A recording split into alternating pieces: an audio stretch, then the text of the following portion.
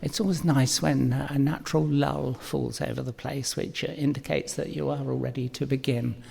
My name is Jeff Hawkes. I'm a member here at this church, and I have the task or the pleasant duty to welcome you all this evening to this church for this meeting with Dr Krish Kandiah. And we have in our presence the esteemed personage of, I'm going to put on my Larry the Lamb voice if I can. Anybody remember Larry the Lamb? Yeah. His Worship the Mayor. Wilford Augustus is here, and you just might recognise him by his apparel. That said, shall we bow for a moment in prayer? Our Lord, we thank you that we can meet in this place of peace as a group of your people from different walks of life, different ways of worship, but we're here as one in the name of Jesus.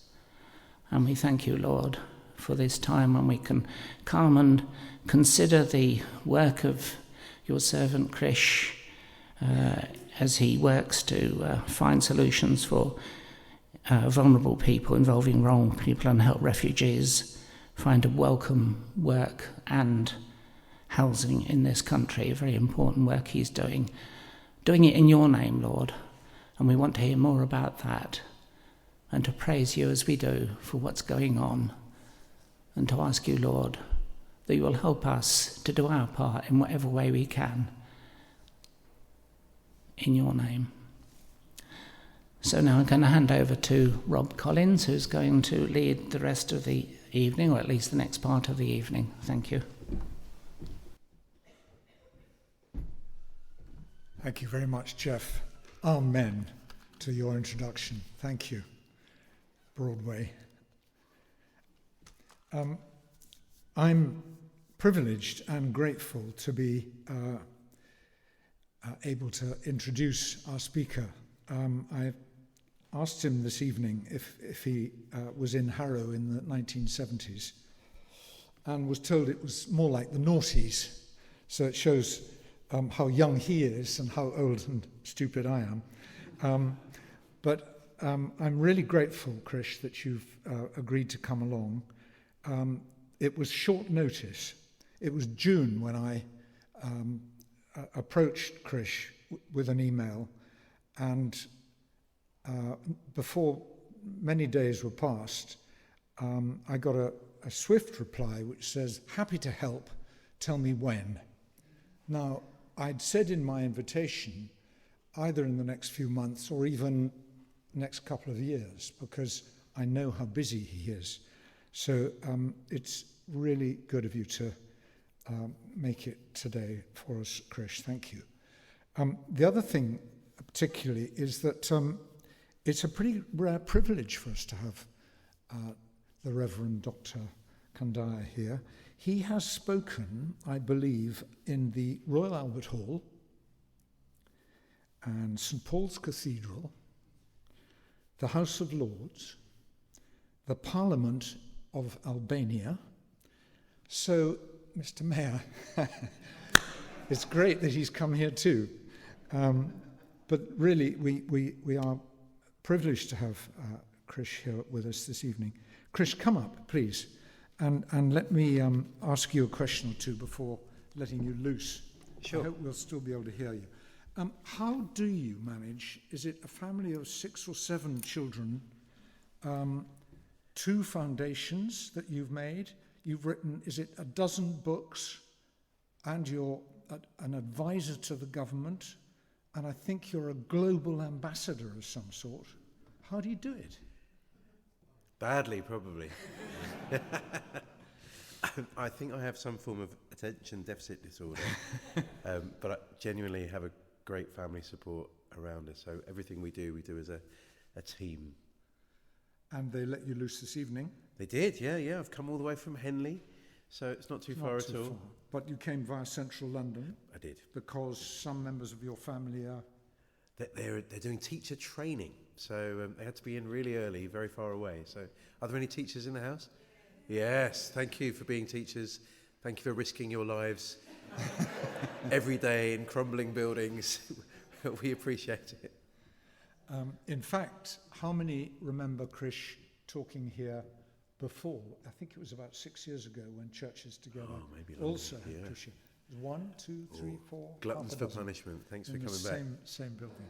So, thank you, Krish, very much. And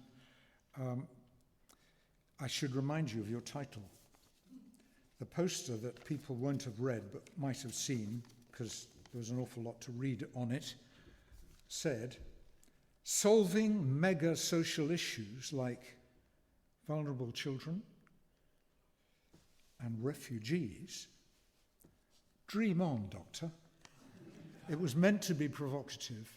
I look forward to hearing what you say, and I'm really glad that you've agreed to take some questions. Yeah, definitely. Thank you, Krish, very much. Brilliant. Thanks, Rob. Good introduction. Thank you. I hear Rob and his wife Mim are celebrating their golden wedding anniversary very soon, so I think that's another round of applause. And he very kindly took me out for Lebanese food across the road, but there was so much of it. I've got enough to feed a small family on my way home, so that's going to be fun. I shortened your title to the Daniel Call, and hopefully it will make sense why. I plan to share a little bit, ask you some questions, you ask me some questions, we'll have a fun evening, you'll buy loads of books ready for Christmas, and we'll all go home. Does that sound like a plan? Excellent. So my name is Krish Kandiah. Krish is short for Krishna. I come from a mixed race, mixed faith family.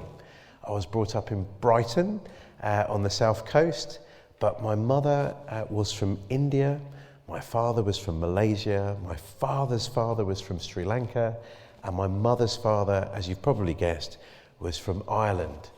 So who do you cheer for in the Olympic Games and the cricket and the rugby?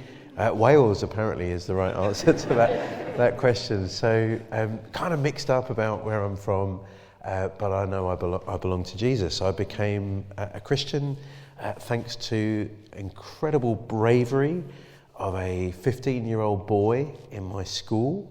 I didn't go to Rob's school. I went to an all-boys comprehensive school in Brighton, and it was a dangerous place because it was the place where the teacher would nip out for a quick smoke, leaving 30 teenage boys in charge of a chemistry lab. Teachers shaking their heads. No, that wouldn't happen today, of course. But kids used to suck the gas out of the gas taps because they wanted to see if they could fire breathe. They had I don't know why they put hydrochloric acid in squidgy bottles, but they did. And in the middle of this chaos, one boy decides he's going to tell the class something. And the teacher says, "That's fine, you're in charge of the class, I'll nip out." And he stood there and he said, "Look, boys, something amazing happened to me yesterday. I became a friend of God, and I'm a Christian, and if you want to know anything about it, come and talk to me." And I was the first person to go and see him, and I told him off. I said, "Look, I have secretly been going to church since I was 7, but none of the other boys here know about that. And I said, this Christianity thing, it's a private thing between you and God. You don't tell anyone about it." And he said, "Krish, if you met the God that I met last night, you wouldn't be able to be silent about it." And that challenged me, whether I really knew the God that he'd met, or whether I just had churchianity, just turning up at church. And he seemed to have a living relationship with Jesus, and I really didn't. So it was through him and some schools workers I became a follower of Jesus.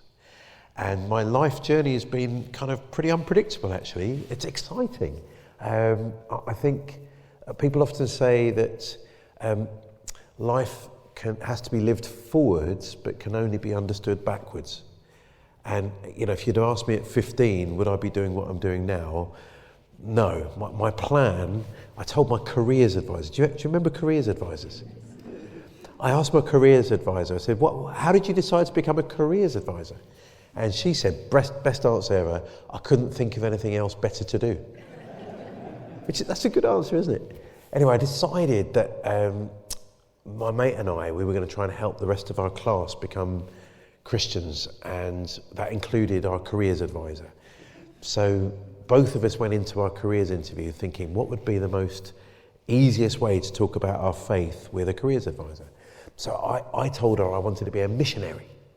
And my plan was that I would go to university, I'd do a degree in science, and then I'd go and live in the Soviet Union.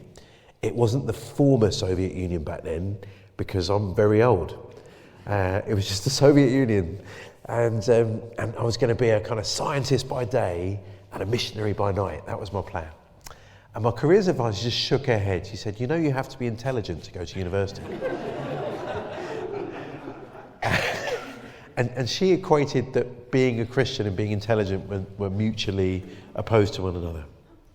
So that was an interesting thing. And sometimes when someone says you can't do something, it's a good motivation to do something. And so I decided, no, that was the plan. So I studied maths, physics and chemistry at A-level. And then I went to Warwick University. I studied chemistry.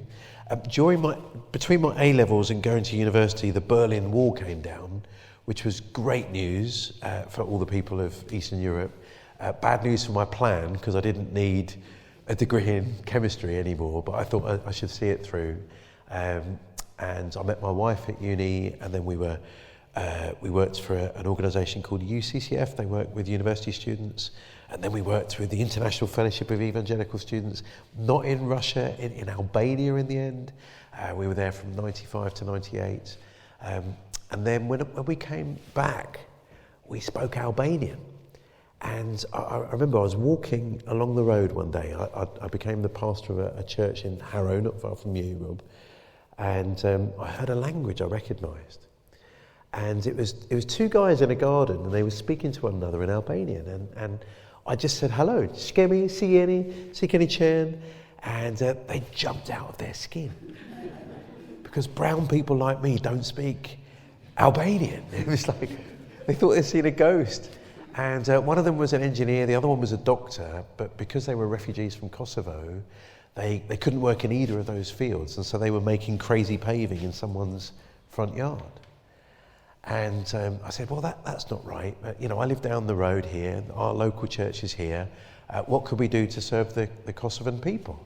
And they said, that's amazing. We're Muslim and you're Christians. We don't mix with one another. And we've been to the local mosque, but we're white Muslims and we didn't really fit in with a Pakistani mosque, so we don't belong anywhere. I said, well, what do you need? He said, well, the Serbs tried to wipe out our Albanian language and Albanian culture, so our kids now don't know the language or the culture. I said, how about we open our church on a Saturday morning and we can see if we can get a language school going so you can teach Albanian language to your children. I said, that'd be great. So we started doing that, and they said, well, we need people to witness our passports because we don't know anyone local. Could you help with that? Yeah, for sure. And then they said, how about we throw a party? And so in a church hall, probably a quarter the size of this, we fitted in about 200 Kosovan people, and we had amazing kind of wedding dance music, poetry, food, and so many people were crushed in there that the windows began to fog up. And so I stood in the lobby, and the guy comes out and he says, I don't understand what's going on here. My understanding of Christians were they were the ones that were trying to wipe us out. They were the people doing the ethnic cleansing. But I'm here, I'm having a wonderful time in a place that feels like home. And on the wall it says, Jesus Christ is Lord. I don't understand what's going on. And that was a fantastic opportunity to explain a little bit about the love of God. For these guys, they're about as far away from Christian faith as you could imagine. Their first understanding of Christianity was Christians try to kill me and my family. And so, going up to them with a tract about Jesus probably wasn't going to work. These guys needed to know that they were loved and cared for, their basic needs were met. That was important to them before they were anywhere near thinking about whether Christianity was true. Does that make sense to you? So that was the beginning of a journey for me and my family in the world of engaging with refugees. And that was back in the 90s. So it does seem a long time ago now. jump a few different jobs. Last time I was here, I was running a adoption and fostering charity called Home for Good. That started because we became foster parents 17 years ago, and we thought that the church had a pivotal role to play in welcoming vulnerable children. And you probably know that the kind of easiest verse to remember this from in the Bible is James chapter 1 verse 27. Do you know it? Religion that God our Father accepts as pure and blameless is... Are you sure? Isn't it really good singing on a Sunday? Isn't that how that verse goes? Or, really biblically sound preaching every week, daily quiet time, reading the Bible, Bible trivia quizzes, giving 10% of your wealth away. Isn't that what religion looks like when God's looking for it? No, weirdly, that's not what he says. That's what we've turned it into. There's nothing wrong with great music and great preaching, but it's an inadequate description of what God calls us to. Religion that God our Father accepts as pure and blameless is to care for widows and orphans in their distress. I'm going to use a dangerous word. Trigger alert if you're a teacher. If God were to run an Ofsted on the church's work, I gave you a trigger alert, okay? If God was to run an Ofsted on the church's worship, that's at the top of his list. Have you cared for widows and orphans? And yet for a lot of our churches, it's on the bottom of our list. It's something we'll get round to after the Sunday worship, or after we feel mature enough, or after we've studied the Bible for long enough. Well, that's not the right way round. And so I felt convicted that the church had a key role to play in caring for particularly vulnerable children. And so we launched a charity into that space. But a couple of weird things happened. This is where the Daniel call comes in, and then I'm going to throw a question out to you. So just before, I didn't know it was coming, don't claim any prophetic gift here, just before lockdown I was invited to apply for a government role, and it was to advise the Secretary of State for Education. His name was Gavin Williamson. Do you remember him? Yeah, I think he was 7 education secretaries ago. Anyway, he had a big spider, and he needed some advice on adoption and kinship care. That's kids living with their wider family, not their mum and dad, but maybe aunties and uncles and grandparents.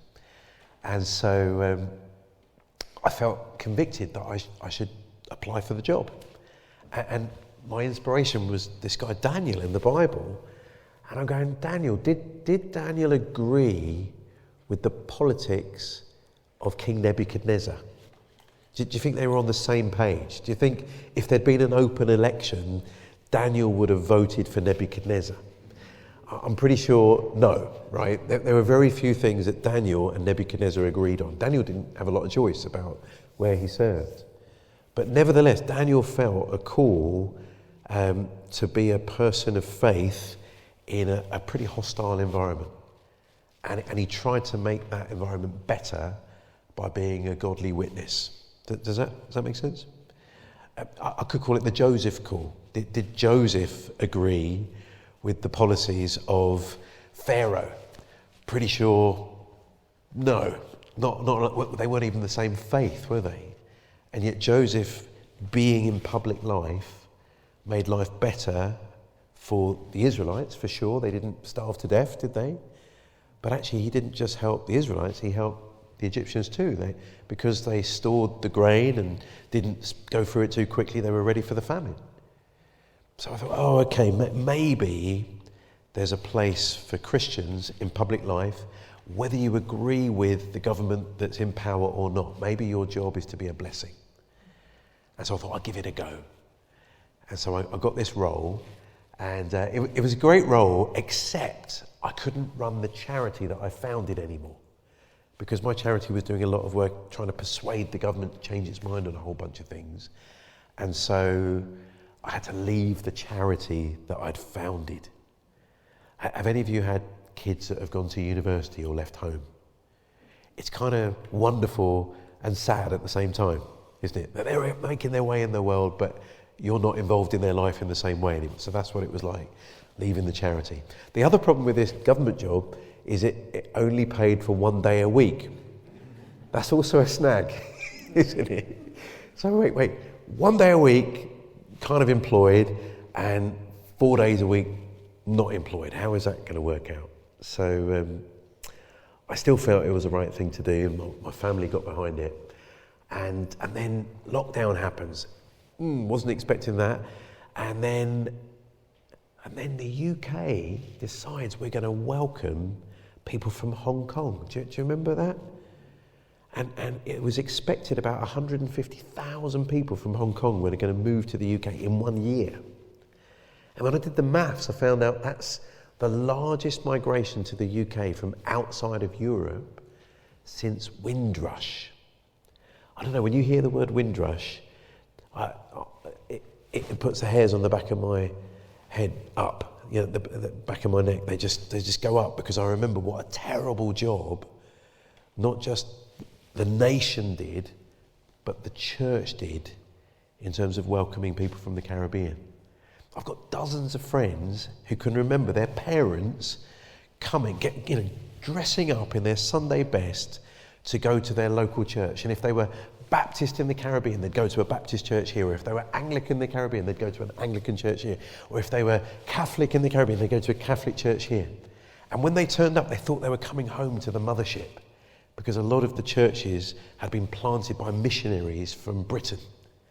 And they came wearing their Sunday best, and they were told they'd sat in the wrong pew. That's someone else's pew, you need to sit somewhere else. Or even worse, when they were at the back of the church leaving, shaking hands with the priest or the vicar or the pastor, almost invariably the pastor would say, "Thank you so much for coming, but you being here is making some of our other parishioners uncomfortable. Wouldn't you be more comfortable worshipping in the church down the road with people like you?" So many were treated that way. And we know what our nation did. I'm going to go listen to Theresa May. Do you remember Theresa May? She's giving a talk about the abuse of power on Saturday. And I don't know if you remember, the Windrush scandal kind of happened on her watch. Remember Amber Rudd resigned as Home Secretary? I think she fell on her sword to help Theresa May survive being Prime Minister. But our government did not do a good job of welcoming people from the country. So both the church and the government were implicated in the scandal of Windrush. And I thought, we've got an opportunity to do it right this time. 150,000 Hong Kongers. Wouldn't it be great if the church was at the front of the queue to welcome people from Hong Kong in the middle of lockdown, while everyone doesn't know how to live life, let alone welcome neighbours? What if the church could do something amazing? And the church did. Maybe your church did. Hundreds of churches across the UK, some who were majority Chinese speaking, some that were majority English speaking, welcomed Hong Kongers. It was absolutely incredible. Collectively, the Chinese speaking church in Britain tripled in size in a year because of that welcome. I've been to churches that were kind of white majority English speaking that welcomed like 50 or 60 Hong Kongers to become part of their regular congregations. Absolutely incredible. Anyway, then the government goes, great job with Hong Kong. We've got this other thing going on. It's probably not going to be a big deal, but we're planning the kind of gradual withdrawal from a country called Afghanistan. And we think it's all going to be all fine, but we might need a little bit more housing. Do you know anyone that's got any housing? Could you phone some vicars? Apparently vicars have got more houses than they need. Or let's see. So while I'm phoning around vicars, suddenly it's not quite so simple, is it? Do you remember there were pictures of people crammed into the back of airplanes and hanging onto the outside, and babies being thrown to American soldiers? It was a complete disaster, wasn't it? And then we got the call on a Friday. It's always a Friday. They said, Krish, we're moving 3,000 Afghans to 30 different hotels tomorrow, and the hotels are overwhelmed. Do you know anyone that might be able to help? And I'm going, seriously, you give us 24 hours notice to find 30 different locations to help these hotels? Surely you would have known earlier. Anyway, some friends of mine and I, we got together and we said, we should try. And so then we go back to the Home Office and we said, I think we can help you. And they said, well, where are you? And I said, well, we're the church. We're in every single village, town and city. There are Christians that have 2 jobs in life. Love God, love their neighbour. And Muslim refugees from Afghanistan, they're our neighbours. You just tell us where to go and we'll go. And so churches were incredible. 30 churches were ready in all the places that they could be used. It was fantastic. People went in and spoke to particularly the women and the children, found out what they needed. We started an Amazon wish list, and I think in a few days, 29,000 new items were bought. It was mainly pushchairs and prams, because the Afghan families were often 2 adults and 6 children, and they couldn't leave the hotel if they didn't have pushchairs and prams. So we got on pushchairs and prams and new clothes, and it was fantastic. It was incredible to watch the church just step up and to begin to meet these needs. Anyway, the final area, and we'll bring it up to today, and then I've got a question for you, was Ukraine. And I don't know if you remember. Do you remember the beginning of the war? There was an issue in that countries like Poland and Romania were doing incredible things. They were welcoming literally hundreds of thousands, millions of people. And we in the UK, our Home Secretary said, well, we might do a kind of uncapped sponsorship programme. And I thought, oh, that's great. Uncapped is good. That means there's no upper limit. But sponsorship, that's a problem, because if you've been involved in community sponsorship, there was a Syrian community sponsorship scheme. It would normally take a year before you could get a family. You know, it was such a long, unwieldy process. So that's going to be hard. And in Moldova, people were just opening their homes and welcoming people in. So couldn't we do something like that? So me and a mate, we set up a website, called it Sanctuary Foundation, and we asked people to pledge. They said, there is no government scheme, but could you pledge if you would be willing, if there was a scheme, to welcome a Ukrainian? It's probably going to be a mum and a couple of kids. If you can do that, just let us know. And then we'll take those offers and we'll tell the government about it. And I don't know what I was expecting, but in a few days, 27,000 people said they wanted to help. Maybe you were one of them. Fantastic work if you were. And then we just took this offering from the public and we just said, hey, there's a lot of people who'd like to help you. Can we do this? And to their credit, the government said, okay. And so not just us, but lots of charities working together with the government, churches and non-churches and businesses and everybody else. We helped to build something called the Homes for Ukraine program. And currently there's about 185,000 Ukrainians that are in the country now. And the vast majority were living in ordinary people's homes like mine and yours. And we've never done that before. The closest we've done to this in our history, at least within some kind of living memory, is something called the Kinder Transport. Do you remember that? I don't mean literally, do you remember that? Some of you may remember that. My friend Alf Dubbs remembers that. He was part of it. So in 1939, the UK opened its hearts and its homes to 10,000 Jewish children fleeing the Nazis. There's a new film coming out starring Anthony Hopkins. I'm booked in to see it already.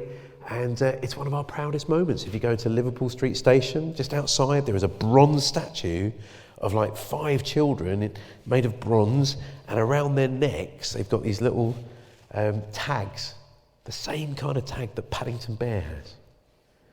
Because we're proud of this moment.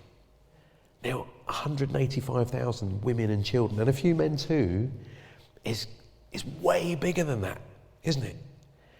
There's all sorts of bad reasons why only the children came last time. We wouldn't let the adults come. There was an anti-Semitic, anti-immigration mindset in 1939. We wouldn't let the dads and mums come, but we could squeeze the kids in. It was still great. It was better than letting them die, but we've kind of done something incredible. We've let the mums and the children come this time, and a few guys. It's fantastic. But at the same time as all this, we've also got some pretty crazy strategies going on. We'll put people in a barge because we want to show them how horrible it is here. We'll send people to Rwanda because we want to show them that we don't want their type here. So there's still some weird stuff going on, but I want to tell you the good side of the story, that people like you, ordinary folk, churches businesses, community groups around the country have stepped up. In fact, this area, we were just having dinner together, where are you? This area's done an amazing job. You still have a regular meeting for Ukrainians. It's fantastic. I was at an event with the Hilltops group on Saturday, and there was over 300 Ukrainians gathering together for a festive party, celebrating, saying thank you to hosts and celebrating their culture. So even this area has done fantastic work. And I want you to hear that this stuff we're talking about is core to the very heart of God. That's what we're going to talk about next. But I have a question for you before we move on. All right. If you were to ask the average 16 to 29-year-old in, let's say, America, because that's where the study was done, what are the top 3 words that you think of when you hear the word Christian? Does that make sense? If you were to ask the average 16 to 29-year-old, so young adult, what are the top 3 words you think of when you hear the word Christian? Can you guess what those words are? This involves you talking to your neighbour. If you don't know your neighbour, good chance to mingle. See if you can guess the top 3 words. Is that okay? Awesome. Have a do that, and then we'll talk again. All right, have you got 3 words for me? Oh, wrong slide. Hang on. Let's come back. You'll hear about the books in a minute. Hang on. So yeah, what 3 words do you think 16 to 29-year-olds think of when they hear the word Christian? Someone on this side go first. What do you think? Give me one of them. Come on, Mr. Mayor, you can help us out. I said you're the funkiest looking mayor I've ever met. And I mean that only as an amazing compliment. So what do you think is one of the words that 16 to 29-year-olds think about Christianity? Well, our 3 words were celibacy, guns, and money. Celibacy, guns and money. That's what we came up with. I can see why, but they're not actually in my top 10. But you'll see why they're close, actually. They're closer than you think. Okay, good. Keep going. Someone else want to have a go?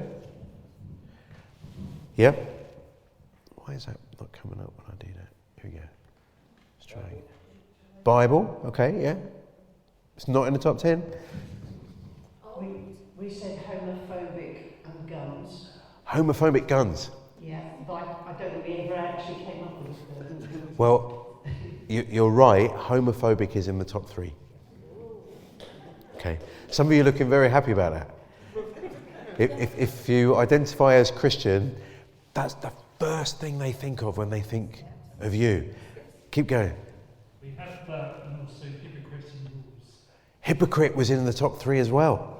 Yeah. Now some of you are going, yes! I'll tell you why that might be a problem in a minute. It's good you got the answer right, but there's a problem. Give me one more. Judgmental. Yes, very good. Top 3. This was a study done by a group called Barna, and they found out that the top 3 things people think when they hear the word Christian is, I don't know why that's not just turning up. I'll just read it to you, that might be easier. Hypocritical, judgmental, and homophobic. There you go, that should now play, shouldn't it? Okay, just pause for a minute. How does that make you feel? I mean, good that you got it right. Okay, let's just say that first. Well done, excellent. How does that make you feel? Ashamed, yeah. How else does it make you feel? Sad, yeah.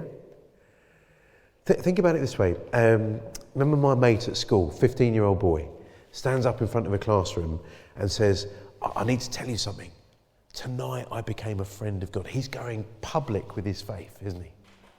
One of the reasons why people are a bit nervous about going public with their faith is because they might as well, if they're going to stand up and say, I'm a Christian, for a lot of people you might as well be stood on a stage telling everybody that you're homophobic, judgmental and hypocritical. Do you see why people wouldn't want to identify? Because of all that negative association? You with me? So just think about Jesus for a minute. What was it that Jesus' enemies said about him? What was the insult they threw at him? This man is a friend of sinners. And you go, whoa, the holiest person that ever lived, right? You think if anyone had a right to be judgmental, it was Jesus. Do you remember that time when they catch a woman in the very act of adultery? I mean, it was classic misogyny. They only caught the woman in the act of adultery. Surely by definition there should have been someone else involved. They just catch the woman, don't they? And he says, well, whoever's without sin, cast the first stone. There's no one left standing except Jesus. Jesus had the right. He could have cast the first stone, couldn't he? He is a person without sin. But he leads with grace and compassion and kindness. He was a friend of sinners. So how did we move from Jesus, the friend of sinners, to the church that is the first thing people think about us is homophobic, judgmental, hypocritical? That is about as far away as you can get from the person we're supposed to be representing. Something has gone seriously wrong. What do we do with that? Okay, there was a branding problem that two companies faced back in the, I'm going to say 90s, but Rob might want to say it was the 70s. Maybe he's right. Okay, do you remember these brands? Do these ring any bells for you? Okay, so back in the 90s, that wasn't KFC. Do you remember what it used to be called? Kentucky Fried Chicken. But they realised they had a branding problem because people were thinking, fried food isn't necessarily good for you.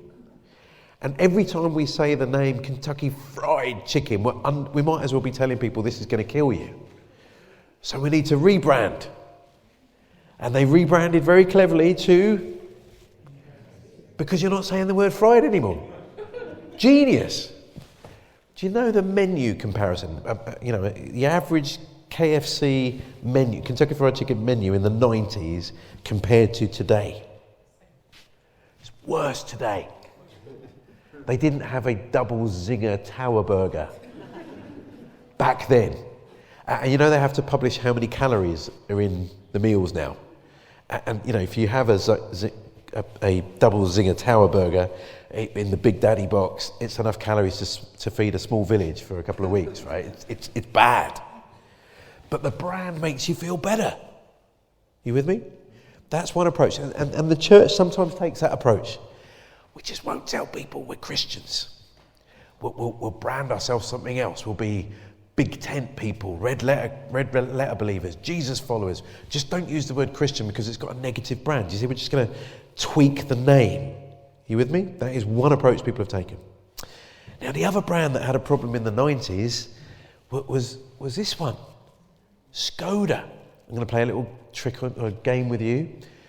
Some of you are too young to remember these, but do you remember any Skoda jokes? Okay, I'll throw some out here. What do you call a Skoda with two exhaust pipes? A wheelbarrow, yes. What do you call an open-top Skoda? Skip. How do you double the price of a Skoda? Fill it up with petrol. Why does a Skoda have a heated rear window? To keep your hands warm. Look, you know it. You know. Here's the thing. Every child in every playground knew these jokes. And my dad, in his wisdom, when I turned 17, decided that the car we most needed was a Skoda. Right? He wanted me to focus on my studies, not get distracted by girls, and so buying a Skoda was the best way to keep me single. And it totally worked until I got to university. But Skoda didn't rebrand, did they? You can buy a Skoda today. No one, I've checked this out with children, right? I do a lot of work with schools. Children don't know any Skoda jokes now. If you drove here in a Skoda, there is no shame. Because people know that if you buy a Skoda, you're buying a very good car at a reasonable price. You know what they did? They made a better car. You're getting a Volkswagen, aren't you? In disguise. So there is no shame. They upped the quality of the product, but kept the brand. I think that's what Christians are called to do. I think the way we change people's perception about Christianity is not tweak the name or come up with a better logo. I think it's deliver better Christianity. Christianity that's closer to what the Bible wants us to be. I think the church should be full of people who are friends of sinners, just like Jesus. Does that make sense? And you know, I asked you what true religion looks like. Well, the Bible's so clear about it. It's to care for the widow and the orphan. It's to welcome the stranger. Do you remember that the clearest parable about the end of time judgment is in Matthew 25? And you know, Jesus separates the sheep from the goats, and he says to the goats, you know, I was hungry and you gave me nothing to eat. I was a stranger and you didn't welcome me in. I was thirsty, you didn't give me anything to drink. I was naked and you didn't clothe me. And what does everyone say? Oh, Jesus, I don't remember that. When did you turn up and we didn't look after you properly? And Jesus said, whatever you didn't do for the least of these, you didn't do for me. Are you with me? So this caring for the widow and the orphan thing, that isn't just a James 1 thing. That's all the way through Scripture. That's the kind of religion that God has always asked for. You know, who is it that best exemplified welcoming the stranger, feeding the hungry, giving something? It was Jesus. We're just simply called to walk in the footsteps of Jesus. And so the more the church does that, the more people get to see what Christianity is about. And I've seen so many occasions over the last few years when the church has done exactly that.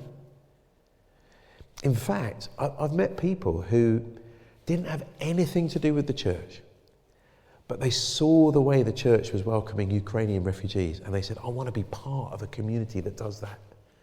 In fact, a friend of mine, she said, look, I feel more alive now. She had a really influential job in, you know, executive coaching. And she said, I feel more alive now that I'm involved in helping refugees than I've ever done before.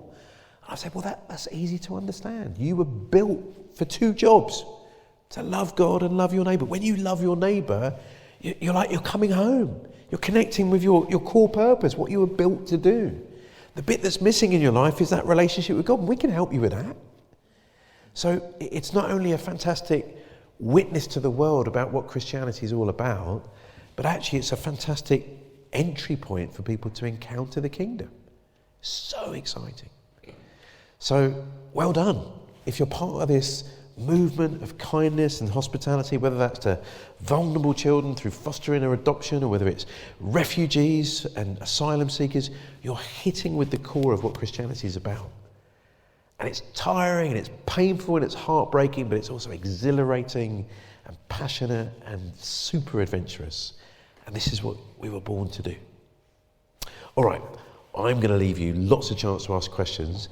But while you're thinking about some questions, I've got just a little game for you. Are you up for a bit of a game? It involves technology. Don't be frightened. It's all going to be fine. I've got some books that I'm trying to sell you. But to one lucky person tonight, if you do this little thing with your phone and sign up to receive prayer updates from Sanctuary Foundation, all you do is you put your phone on camera mode, and then it should take you to, look at that, mine's doing it. It should take you to a mailing list sign up, and all you're doing is saying, yes, I want to receive prayer updates from what we're doing. We're doing so many exciting things with refugees from Ukraine, Afghanistan, Sudan, a little bit with Albania. That's another question you might want to ask me. But if you sign up tonight, someone here will win a book, and we'll post it to you, and we'll ask you for your address. Which book might you win? Well, let me tell you. I brought 3 with me from the best Christian bookshop anywhere in Britain. It's 6 miles away in 11 minutes. Do you know the shop? St Andrews. They were doing their Christmas stuff today. So it's not too early to be thinking about Christmas. And these books are on offer today. Here's a book. It's called Route 66, A Crash Course in Navigating Life with the Bible. When I talk to Christians, or you know, some Christians have got those Bibles with gold leaf around the outside. Those are great Those are great Bibles to tell which bits people have been reading. And for a lot of people, the only bits that have been rubbed off are like the first few chapters of Genesis, a few of the Psalms, and then a little bit of the New Testament. And actually the bulk of it has never been opened. If you have a gold leaf Bible and you're embarrassed about that, one option is just to rub it so it looks like you've read more. Or this book might help you. It's helping you discover the whole of the Bible in a little daily dose, and it will give you some skills that hopefully will help you for life. That is Route 66. The other book here, this one's great fun. It's called Faiththeism, Why Christians and Atheists Have More in Common Than You Think. You know, there used to be this war between Christians and atheists. I think we can fix it. I think we have more in common than you think. Maybe there's an atheist in your life. This is a book you could either give to them or you could read and help you to have a better way of connecting. And finally, this book is called The Greatest Secret, How Being God's Adopted Children Changes Everything. I think my relationship with God was transformed when our family adopted our fourth child. So we have 3 birth children, adopted daughter and 2 foster children. And it was the day we were in the dock. I mean, it's a funny place that they do these adoption ceremonies. And there's the judge, and he's saying, this is not normally a nice place, this building. I'm normally separating families because of crime. But today I get to unite and build a new family. And that moment triggered something that changed the way that I thought about my Christian life. And this book will help you to do that too. Now, normally, these books are about a tenner each, but because it's you, we're doing 3 for 20. You can buy them a tenner each if you'd prefer, or 3 for 20 quid, and come and see me at the back. All right, now, fun over. Oh, not fun over, the fun is just beginning.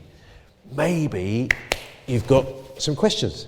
They can be very political, they can be very practical, they can be theological. There's no hold barred. You can ask anything you want.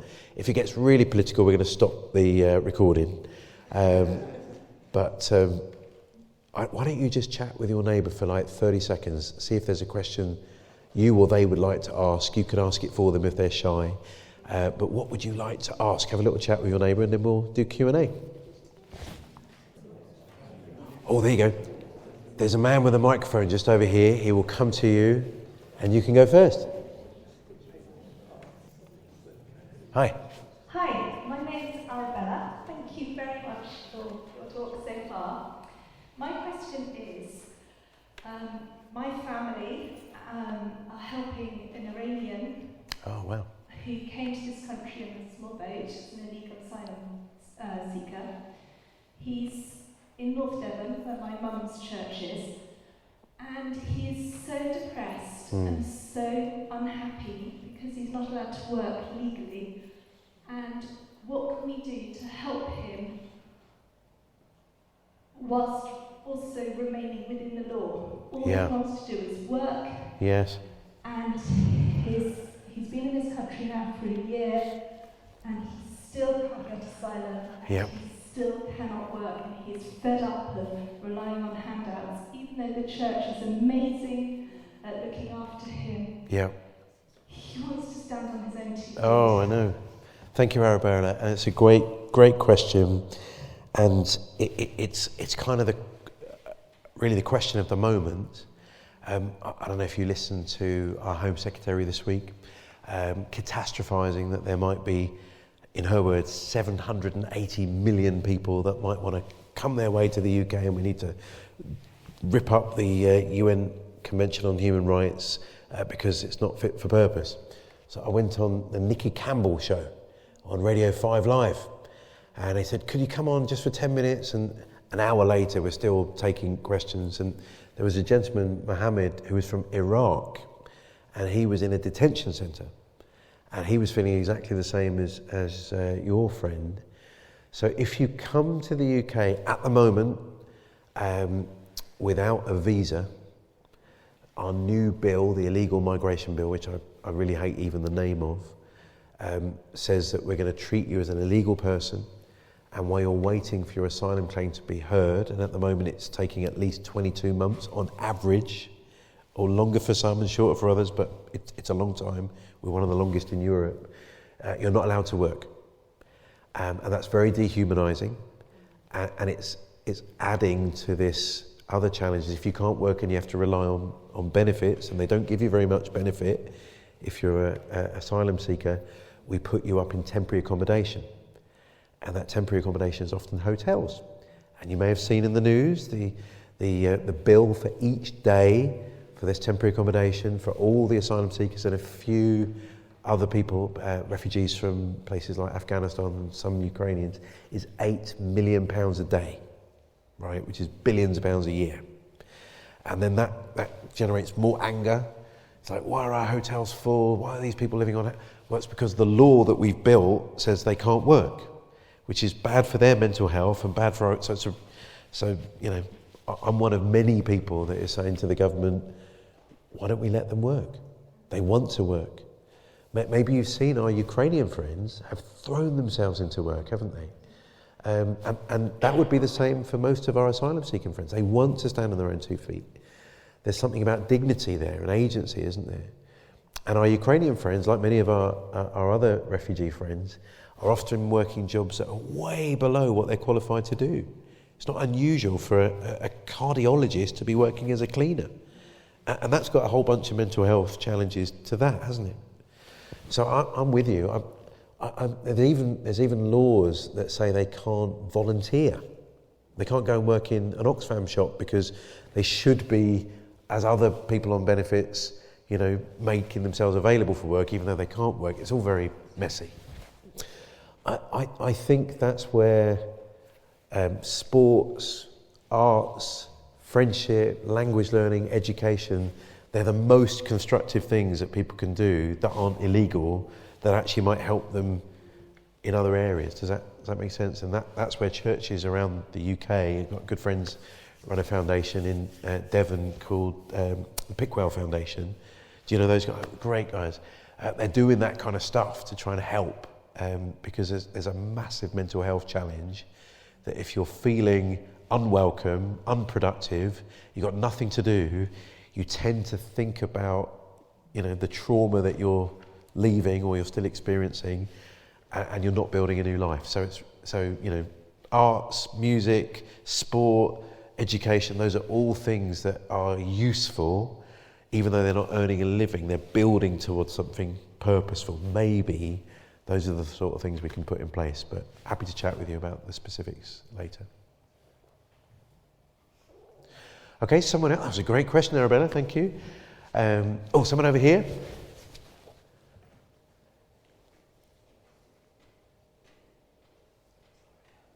Nice jacket, man.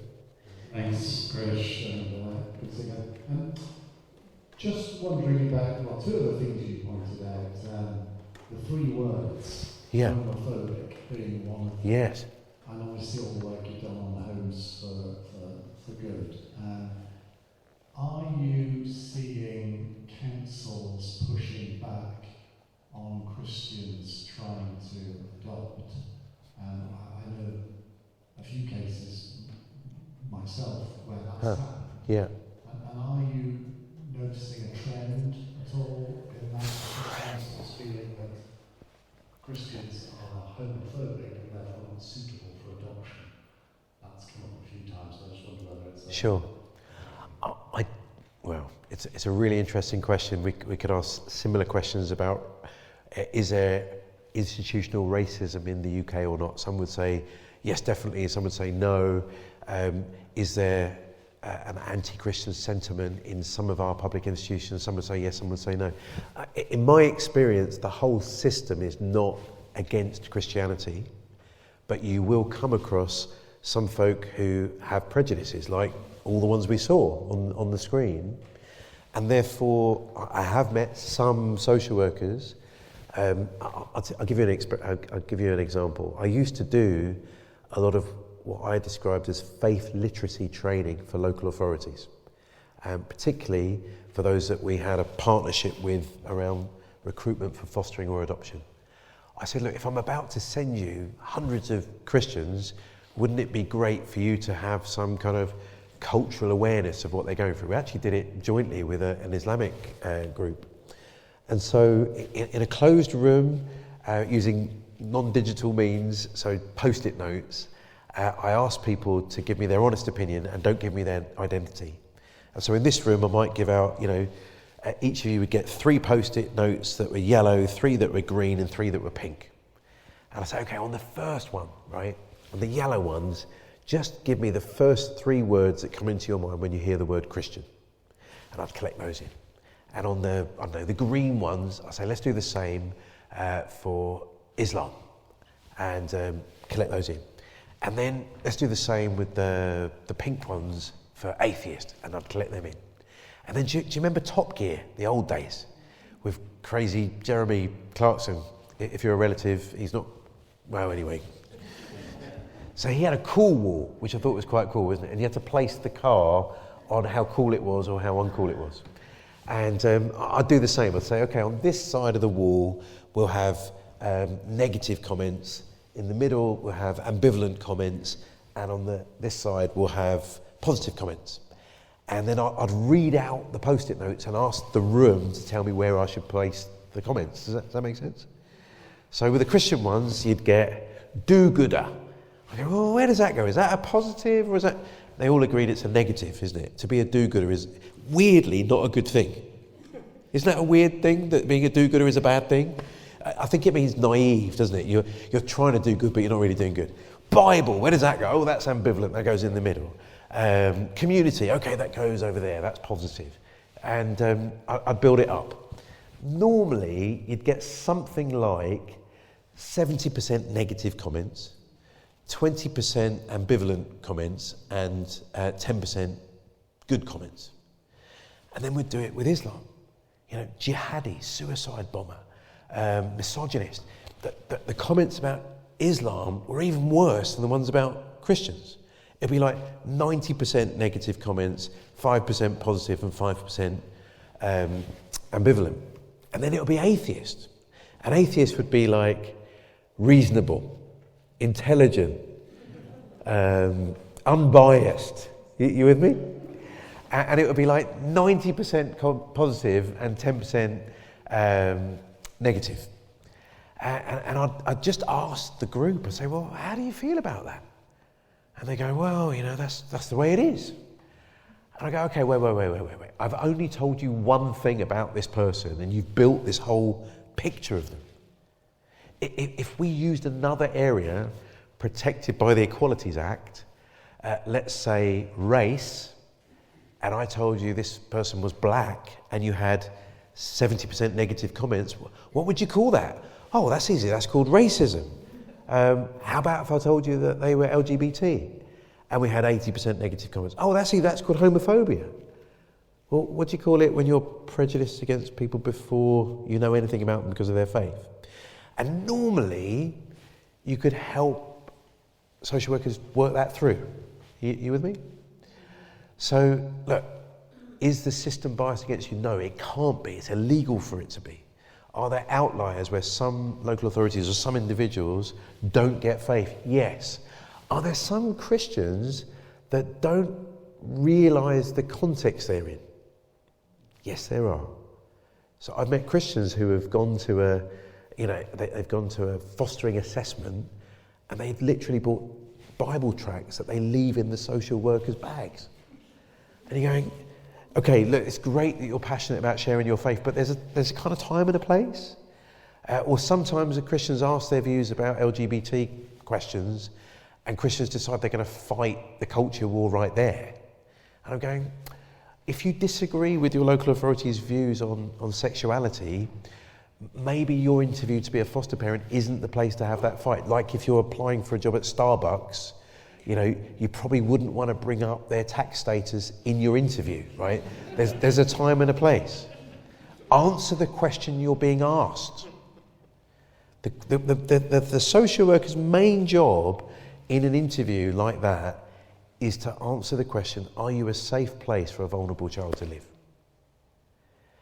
And someone that wouldn't offer unconditional love to a child, whatever their background, whatever their gender, whatever their sexuality, whatever their race, whatever their religion, might not be a place where a child could thrive. That doesn't mean you have to agree. I'm a Christian, I'm not a Muslim. Does that mean I hate Muslims? No way, I love Muslims. Do I agree with Islam? No, I don't. There's a way, that's what hospitality is, isn't it? It's not saying we agree with everything, but we're going to recognise humanity and dignity and agency, and I'm going to treat you with that. Does that? I probably said too much already, but does that answer your question a little bit? Sorry, you triggered something because I do seminars on that. That was probably a longer answer than we needed. Anyone else want to come back, ask a different question? Over here. Oh, we're making you run around. Could the next question be somewhere far over here, just to make this even more fun? Yeah. Hi, Krish. I was listening on the radio about 2-3 weeks ago, and it was a government minister. Yeah. I forget the government minister's name. They've probably changed now anyway. What he essentially said was that, specifically in relation to the boats, the refugees arriving by boat, that those arriving by boat were disproportionately young men. Yeah. And also, I'm sure he did actually use the word privileged, because they, in the context of where they were fleeing from, because they had the money that was needed to pay the smugglers, which is not inconsiderable sums of money. Yeah. I just wonder if I could just ask you what you feel about that. Is in the first instance, is that actually what is the minister being mischievous? That's me just as a layperson. Are they being mischievous in how they're representing data, or in the complexity of this issue? Is notwithstanding, of course, at the human Christian level, our obligation to help those in need. Yes. But is there some truth that those in the greatest of need remain in their home? That's a really good question. Let's try and unpack it a little bit. So about 40 came on a small boat last year. The largest group of people that came that way were from Albania. I don't know if you remember, I lived in Albania. I love Albania. It's a wonderful place. I was there recently. Now, those guys, and they are majority guys, I went and did a fact-finding mission to figure out what's going on. And they're young lads, normally from the 3 poorest villages in Albania, 3 generations of poverty. Think of an old mining town where the mine's closed. And these lads normally are not thriving in school. The school system's pretty rigid. There's not much special educational needs support. So these guys have got absolutely nothing to lose. Right? They're not going to get any qualifications. They haven't got any hope of getting the job. And then their uncle says, hey, come over to Britain because I can get you a job and you'll be earning £1,000 a week, don't need any qualifications, come and work in my car wash, come and work in my grow house, and that's incredibly attractive. And so they'll find a way by, beg and borrowing from all their relatives to be able to get money.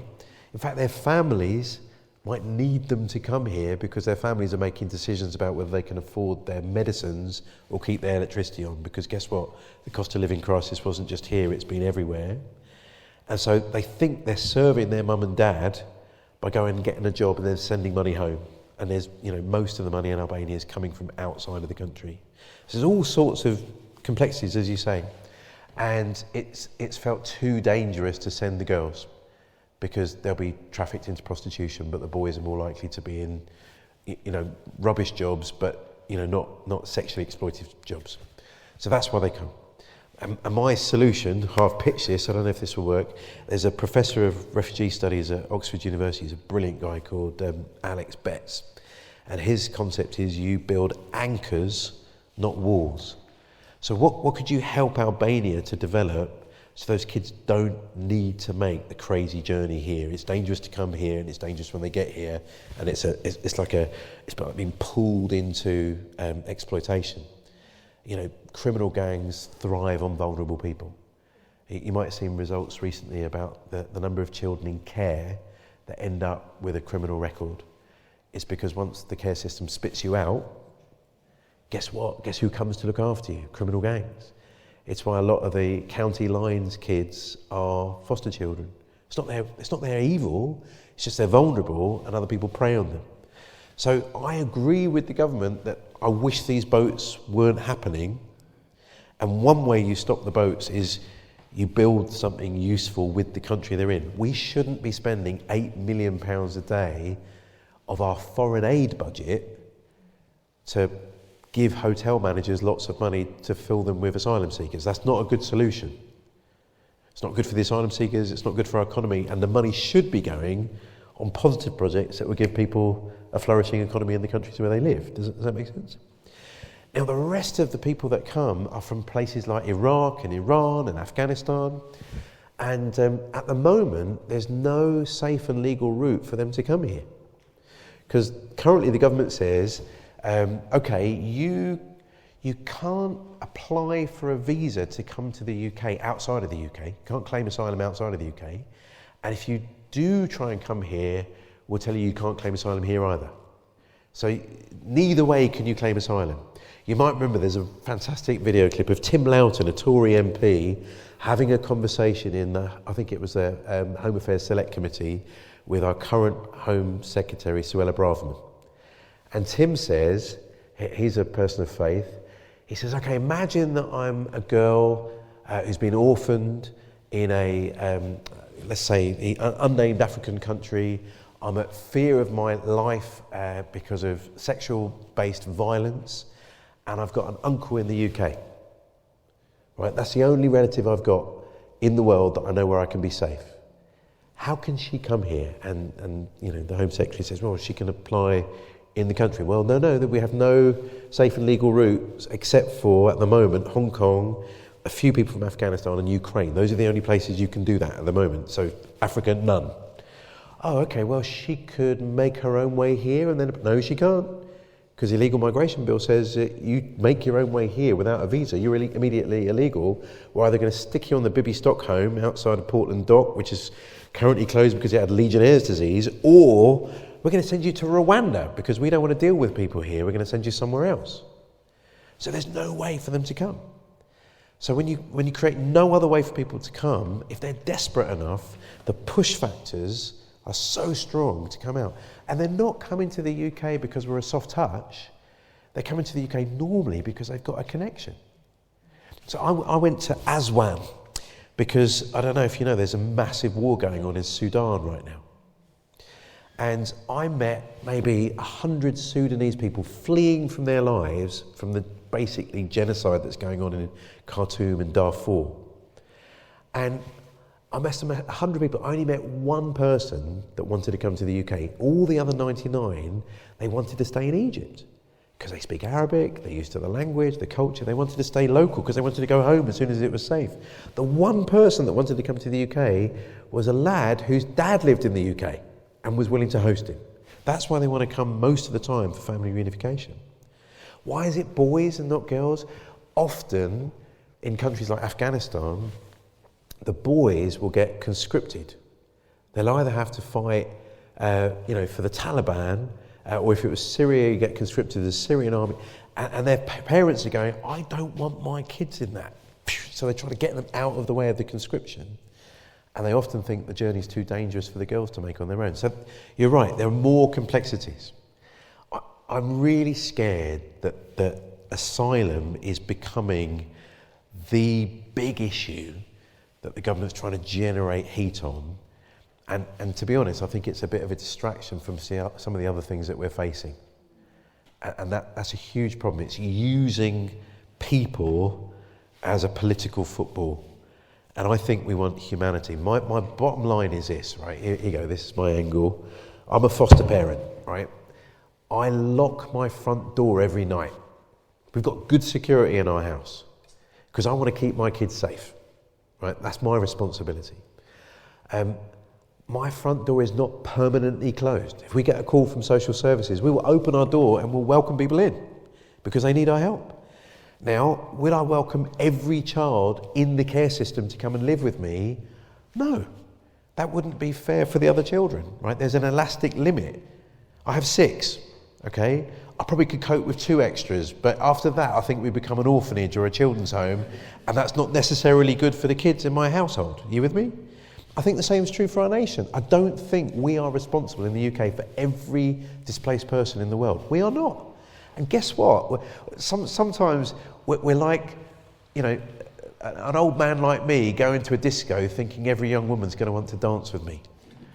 Sometimes that's how Britain feels on the international stage. We're so attractive. The whole world wants to come here. We're like the guy from the Lynx advert, you know, millions of people swimming to come here because that's not true. The vast majority of refugees stay in countries close to where they've left. You know, we've taken hardly any refugees compared to places like Lebanon, Jordan, Turkey. They eclipse us with the numbers. Most of the people that want to come because they've got a connection. So I say strong borders, brilliant. Smash the criminal gangs so that people aren't trafficked or smuggled here, brilliant. But compassion, those people that really need to, this is a safe place. We have to play our role in the world and offer safety to those that we can. But that isn't an open door and it isn't unlimited, it's appropriate. That's my approach. And I think if we get that right, I think we could help the right number of people. Oh man, that was a long answer to a short question. There's probably time for 2 more, and then you're going to need time to buy a book, so we're going to give you a chance to do that. There's someone here. I'm sorry it's not the other side of the room. It's only at the front. Just here. Come at the front. There's a guy here.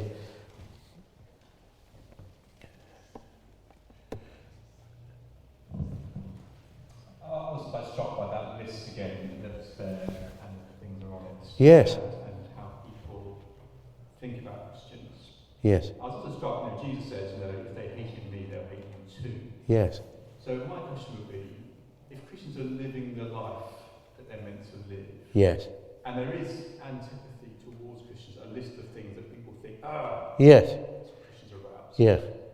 What would you think the list would contain if we were living? Ooh, that's good. I want to be hated for the right stuff, basically. Jesus was incredibly attractive. He had to, do you remember he went to the other side of the lake to escape the crowds because so many people wanted to hear him. Who was flocking to Jesus? It was normally the poor, the vulnerable, the excluded. Who is it that was most angry with Jesus? The religious and the powerful. You with me? But I don't think that's what people are saying about us now. I don't think we're hated by the powerful and loved by the poor. I don't think that's the way it is. I'm going to name drop because it was quite funny. Do you remember a show called Frasier? Yeah? So the guy from Frasier, Kelsey Grammer, was the star in a film called The Jesus Revolution. And it told the story of the American church in the I'm going to ask you, you'd probably say 60s, but I'm going to go 70s. And there was, it's a true story. Kelsey Grammer plays this straight-laced, grey-suited Pentecostal pastor in a straight-laced, suited-up church. And then his daughter brings home this guy who is a kind of radical hippie. And he looks a lot like Jesus. It's an in-joke because the guy that's playing that guy is Jesus in a program called The Chosen. So it's very funny. Anyway, and the dad's going, what are you doing bringing a person like this into my house? And he said, well, you know what, I think he needs Jesus. Dad, you were telling me that Jesus welcomed everybody. You should. Anyway, so he's having this big debate with his daughter, and then he's won over, and he helps his church welcome loads of people. They all sit on one side, and all the straight-laced, grey-suited people sit on this side. And they get angrier and angrier that these people have turned up with their guitars and rock music, and they haven't even got shoes on their feet, right? And then there's this big church meeting. It's classic. Baptists would understand how these meetings go. And they say, look, you know, you've either got to choose. Do you want us who pay your wages, pastor, or these people who don't even wash their feet before they come to church? You know, which one do you want? And he says, let me think about it. So the next week, as people are coming into church, the pastor sat on the doorstep with a bowl of water washing their feet as they come in. It's brilliant. Anyway, I won't tell you how the film ends, but it's the beginning of the kind of contemporary worship scene the kind of house church movement. And they did, I mean, it was incredible. The straight-laced churches made room for all the wrong kinds of people. So I'm thinking, okay, if it was today, who are the group of people that feel most isolated, most far away from us? Now, interesting, even in that moment, no one was condoning the free love movement, smoking of drugs. That's not what they were saying. But they're saying, we recognise your dignity and your humanity. Even though we don't agree with your lifestyle, you're still welcome. There's still space for you. I think that if we get that right, then it's brilliant. I mean, Jesus was criticised for everything. He was criticised for having too many parties. Some people said he was a glutton and a drunkard. Pretty sure Jesus didn't drink too much. There's no indication he was ever drunk. But they accused him of it because he was spending time with the wrong people.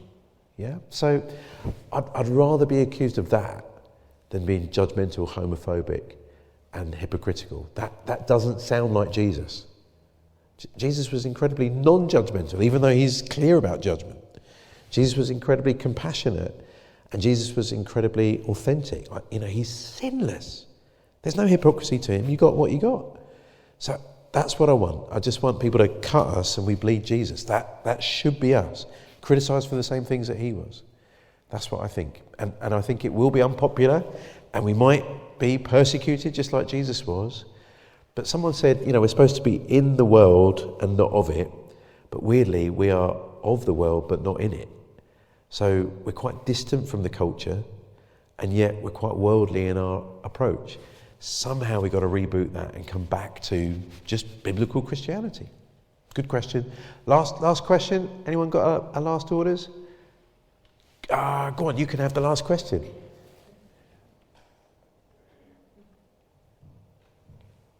I was quite interested in what you said, that you had an active role in the Ukrainians' Homes for Ukraine scheme, yeah.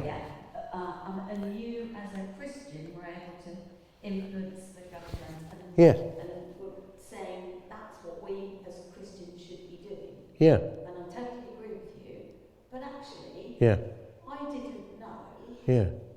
that Christians had anything to do with that. Oh, yeah. I thought that the government came up with that scheme and Good for them. We don't blow our own trumpet. That's okay. But Yeah. surely you should be, if we are doing that as Christians, surely we need to be letting people know that we are actually having an influence for good. Yes. Otherwise, kind of, not quite what's the point, but Yeah. actually we're not showing ourselves in the best light, and we're going to get the homophobic and all those reputations. Sure. The better one. So I'm with you. There's sometimes it's just right to do the right thing. You know, don't tell your left hand what your right hand is doing. Let your giving be in secret. There's a way we do it. We can be doing the right thing, and we know that God sees it. That's primary. Second, we do need to tell better stories. You know, what is it that Christians get super excited about? Sadly, it's often the things that make people think we're homophobic, judgmental, and hypocritical. So let's major on the major things in the Scripture. Let's make that the primary. My working life has been trying to inspire the church to get back to core principles. You know, welcome widows and orphans. Open your homes to vulnerable children. Welcome refugees in. So I'm all about it. Let's tell as much storytelling as we can. We've been on BBC Breakfast. We've been in The Times, The Guardian, The Express, The Mail. I went on this show. Have you heard of GB News? I went on GB News because I thought I can't just talk to my people. I've got to talk to people that don't agree with me. So we're trying our best, but if you want to be part of the movement, I'm addicted to social media, so come and join me there. But I mean, that's why we're here. We're here to say there's another way that we can influence this culture. Let's start living those core values. Let's call people to this movement of kindness and compassion. Let's be the peacemakers. You know, let's be those people. So I'm with you. But you know, we're a tiny organisation. My charity has 4 people in it, right? But we're trying to be a catalyst. How can we, small as we are, make ripples that change the culture? And No, I'm not saying all of those 185,000 people that were hosted by Christians. I'm not saying that at all. It's incredible. It went viral, you know. It wasn't just Christians. It was also Muslims and atheists and everybody else. But we did have a role in making it possible. And that's great, you know. So, yeah, join the movement. Thank you. Well, I've had a fun evening. I will meet you at the bookstore if you want to chat. And just if you have done anything to help vulnerable people, well done. You're in the core and the heart of God. This is what God calls us to do. Let me just tell you one story. I think it was might help just to close things out. So when the Afghans arrived into hotels, I met another guy who had 6 children. And so I kind of bonded with him. He was in a hotel in Newport Pagnell. He's not there anymore. And did you know there was more to Newport Pagnell than a service station? There is. And this hotel, it was 300 Afghans, and it's not a very big place, Newport Pagnell. So a mate of mine was mad into cricket. He was the captain of the local cricket team, and we found out that the Afghans love cricket. I should have known that already, because look where they are. They're right next door to Pakistan. But I just didn't compute. So this local town, they had a cricket game, and it wasn't Afghans versus the Newport Pagnell people. They mixed the teams up, and a cricket match took place. And there's a picture in the Sunday Times of my mate, who's the pastor of the local Baptist church, bowling. I don't think he'd bowled for a while, round the wicket anyway. And then my Afghan mate, because he doesn't want his picture on the front page of the Sunday Times, he's got his back to us and he's about to hit the ball. And it talked about the church making this possible. It was brilliant. Anyway, this guy with 6 children, I thought, wouldn't it be fun if I could get him away from the hotel, just show him another side. So there's a lake not far from Newport Pagnell, and I brought my kids to go for a walk with his kids, just so they met some other kids. And then I realised that my youngest foster daughter, she has speech delay. So speech is very difficult. And none of this other guy's kids spoke any English at all, right? So they had literally no common language. I thought, how is this possibly going to work? So we went for a massive walk around the lake, and then we were going to have a picnic. And we couldn't find any halal food, so it was a vegetarian picnic, because that's the easiest way that we could do it. By the time the walk and the picnic was over, my little girl is hugging his little girl, and they're just skipping and dancing. They managed to find a way to connect with no language at all. And it made me think, look, if my child with speech delay and learning difficulties can find a way to make a friend from someone from another culture, any of us can do it, right? It's possible. And it made a huge impact on that family. So do what you can, however small, you can make a huge impact. Show the love of Christ in word and deed. Do it without fanfare, because we do it for God. But let's show the world another way, and then they'll stop thinking of us as homophobic, judgmental and hypocritical. They'll begin to see Christ in us, because that's our prayer. All right, have a great evening, everyone.